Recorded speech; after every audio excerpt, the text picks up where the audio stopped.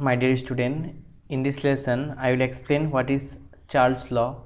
So basically Charles law is a relationship between what volume and temperature. Okay, and Boyle's law was relation between volume and pressure, and at that time temperature constant, but in this case volume, we will find a relationship between volume and temperature. So here what will be constant? The amount of the gases and the pressure. So what this law states? This law states that the volume of a given mass of a gas is directly proportional to the absolute temperature at constant pressure.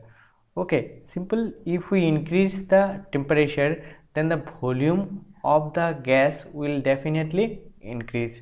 So mathematically what can we write? V is directly proportional to T, or what can you write? V by T is equal to constant. V by T is equal to constant. Or for two cases we can write it V1 by T1 is equal to V2 by T2. So this is a very important relation between initial and final volume and initial and final temperature. So by applying this formula you can solve various kinds of numericals.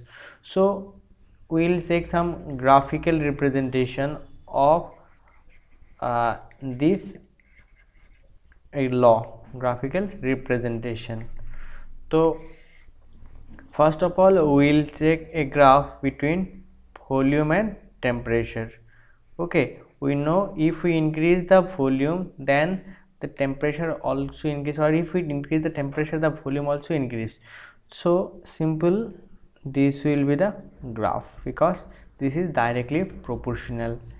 Okay, next we will check a graph between volume, but remember this is in Kelvin, and okay, but if we take it in centigrade, suppose this is temperature but it is in centigrade and volume. Okay, then you need to remember this point is 0, so minus 273.5, ये क्या होगा? minus 273.15. तो the graph will be like this. The graph will be like this. Okay, remember, you need to remember this, and this point is called 22.4 liter mole inverse. Okay, the last graph of this law, suppose log T versus log P.